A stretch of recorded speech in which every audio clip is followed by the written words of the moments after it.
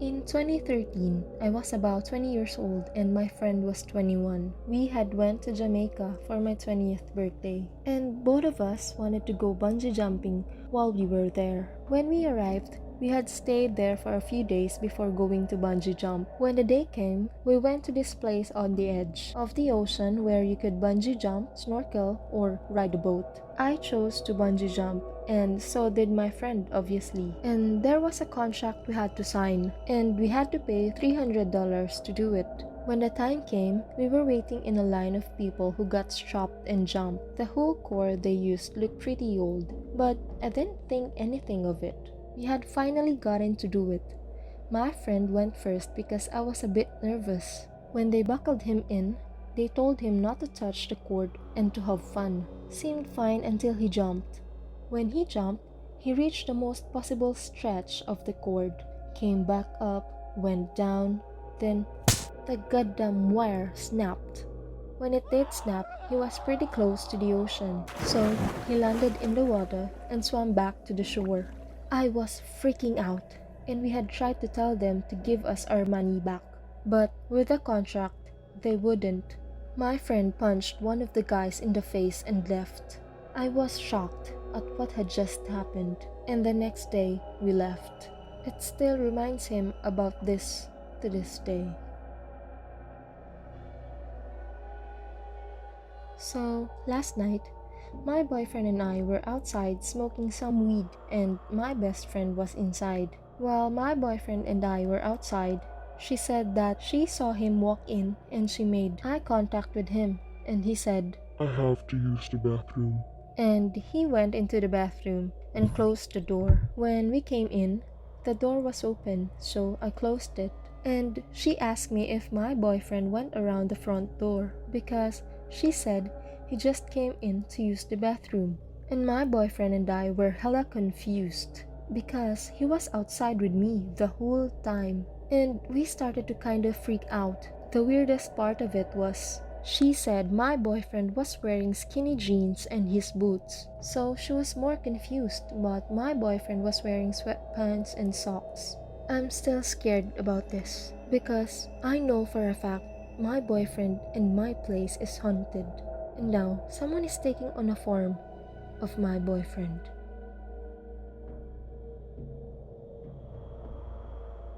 So this is not that scary, but I thought it was weird and it made me super uncomfortable. I was sleeping over at my best friend's house, who I'll call Kat. And we had another friend who's going to sleep over that I will call Angel. So Kat's little brother was 12 at the time and had a friend sleeping over too. His friend we will call Adam, and we will call Kat's little brother E. So me, Kat, and Angel were just listening to music. This was towards the night, and we were planning to going to bed soon. My friend, Kat and Angel, like to listen to music when they fall asleep. I don't mind it. So we all got tired and went to sleep. Me and Angel were on the bed, and Kat was on the ground sleeping on a mattress. In the middle of the night, I woke up to someone on top of me and Angel. I woke up and pushed whoever was on top of me off, and then realized that it was Adam. Me and Angel looked at each other, and could you not, we said, "What the fuck?" at the same time, and we sat up immediately and freaked out, and started yelling at him and asking him what the fuck was he doing. He was mumbling and saying stuff about E and saying random things. I just had enough of it, and I told him to get out. I was honestly freaked out about this, and the next morning, we told Kat's parents what happened. Well, that's the story. Not too scary, but that was really uncomfortable for me.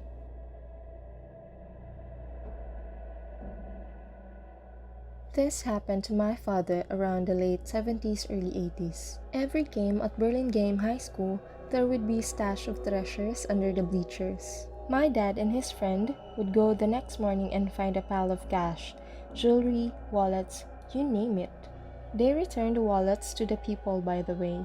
One morning at around 6 to 7 a.m., my dad and his friend went to collect some stuff under the bleachers and noticed a jogger running at them at full speed. He came to them and asked for 50 cents for a payphone. My dad asked why, and the man said he found a dead body. Obviously, that freaked both of them out, and they went on their way. My dad said it was a foggy morning, so it was hard to see anything in the field or on the street. When done looking for things, my dad saw something on the field, laying flat, as in someone sleeping. They both went up to it, and sure enough, it was a dead body. My dad recognized the man and told me how he was a bully of him and his friends. Turns out, the guy was trying to get high with spam spray and died from the fumes.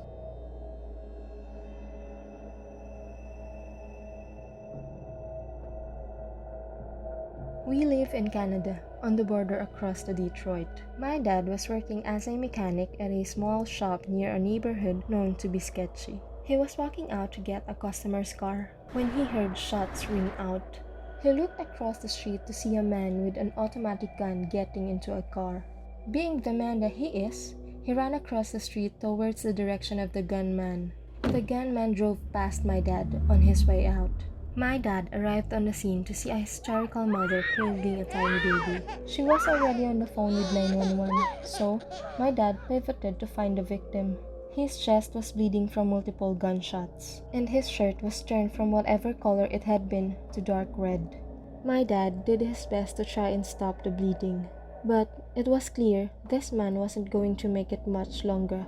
The police and the ambulance arrived, taking away the man, where he later passed in the hospital. The officers on the scene talked to the woman and my dad, and everyone else who had gathered from the commotion. Being a mechanic, my dad was able to identify exactly what kind of car the assailant had hopped into to get away. The officers pulled him over and had him in custody within the hour. In his trunk was an arsenal of weapons that hadn't been used yet. It turns out that the victim had just become a father with a woman who had been on the scene with their child.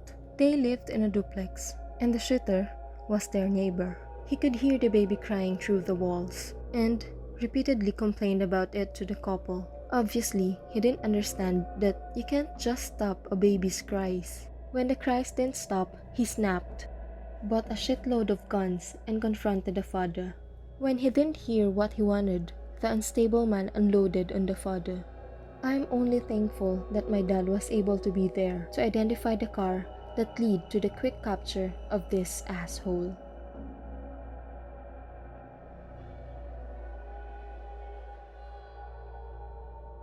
My freshman year of high school, I had gym. This is pretty normal as far as I know, and everyone has to pass at least one fitness class before they can graduate. By default, it was just sort of shoved in one of your first year slots. Anyway, I wasn't a particularly big kid, and I only weighed around 90 pounds my freshman year. And for some horrible ungodly reason, all of the school creeps apparently had a thing for me. I should clarify that there was only like 3 school creeps, and 2 of them never tried anything other than follow me around while trying to hold a conversation I obviously was trying to duck out of. Well, the third guy though. I feel sort of bad saying this, but I kind of feel like I have to. Apparently, he had some mental disability, if only I remember what it was specifically. But it was super mild, and he seemed more or less normal most of the time. Except that he stank. And I don't mean normal high school boy puberty sweat type stink. I mean, he smelled like an actual wet garbage and sulfur. He was a year above me, being a sophomore, but due to his disability, he had failed gym the previous year, I think. So he was retaking it, and I was there. Gym was pretty normal, and we did shit like the stupid fucking pacer test. But twice a week we only did half of our classes, allowing us to spend twice as long in one period. And on those days, our coach only really made us do the actual workout stuff for the first 40 minutes or so, and the rest of the time, she didn't really care what we did as long as we're not sitting the whole time. This is not super relevant story-wise, but visually it is. This was an older gym, and on campus we had 3 gymnasiums. This one, being the oldest, it was round and was called the Dome. And inside, it had a full-size basketball court with some odd spaces on the sides. Because it was a circular building, so they were elevated above the ground floor by a small shitty staircase. And during this free time, my only friend in the class and I would usually just walk around the top of row bleachers and talk until the period ended. Well, one day, the aforementioned kid, I guess we'll call him John, started to try and join the pair of us. And usually, this resulted in him walking behind us talking to himself, while my friend and I kept ourselves distracted. But then it happened. My friend was absent, and I didn't talk to anyone other than her. So now, I was left exposed for John, and it was fine at first. I tried to be polite and humor him, but then it changed. I don't remember every single detail relating to the things he said or did, but I do remember the big ones, and how I was pretty much traumatized after. One of the things he did was lean in and sniff my neck when I turned to look towards the center of the gym. Not my shoulder, not even the back of my neck.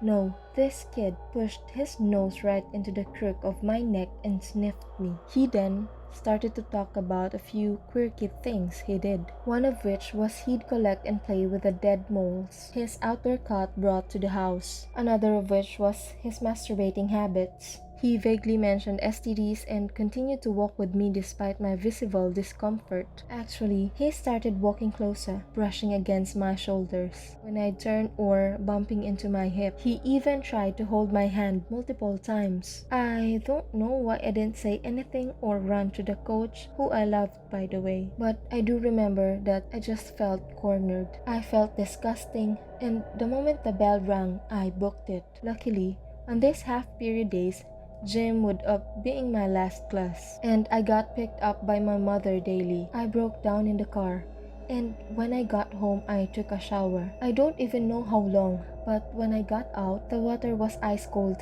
and I had scrubbed my skin so raw with a pumice stone that I never used but had anyways. And I was raw and bleeding in various places, and I had little scratches all over for the next week or so.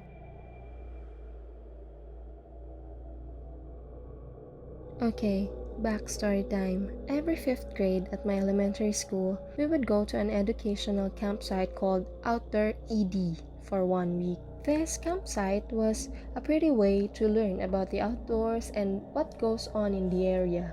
Anyway, it's about the 3rd night and I'm ready to hit the sack. There were about 10 kids and 2 chaperones in one cabin, all boys. We were called the Fur Cabin, a common name for a camp cabin. My bunk was right next to a colossal ass wide open window with a weak curtain. It's about 2 a.m. and I had to take a shit. The bathroom, in my opinion, is the scariest place in the area. It was always dark and quiet, which to me is bad when I have to fart. Anyway, when on my way to the bathroom, I remember getting shivers every 3 seconds because of how cold it was, since it is in the mountains. This was October, so weather like that was very common. When washing my hands, a gentleman came in. He looked like he was in his late 50s. It appears he probably has Graves' disease, since his eyes were as wide as fucking light bulbs. His outfit was farm-like with overalls, a hermit's hat, and dirty hiking shoes. He had a fucked up leg and starts walking to the very last stall and closes the door. I also noticed that his hands were also pretty bloody, up to the wrist and both hands. I thought he was a camp counselor, just working, so I didn't bother. Walking back to my cabin, I lay flat in the hard mattress and went deep to sleep. I somehow woke up again, but my buddy, Michael, under me woke up a few minutes early and was panicking. I went to see what was wrong and saw what he was looking at. The same motherfucker from the bathroom was right outside of the window staring directly into the cabin. He had something huge on his hands, which looked like a cow's head but demolished. I hurried to my counselor and told him the man was outside. He ran outside to look and saw the man running to the woods that led to the La Honda highway. One counselor ran after the guy and the other one kept us in a safe place. The other counselor who was chasing him couldn't catch him. He had a crippled ass leg, and he couldn't catch up. We all grabbed a heavy duty blanket from a closet and covered the entire window, and slept on a sleeping bag on the floor.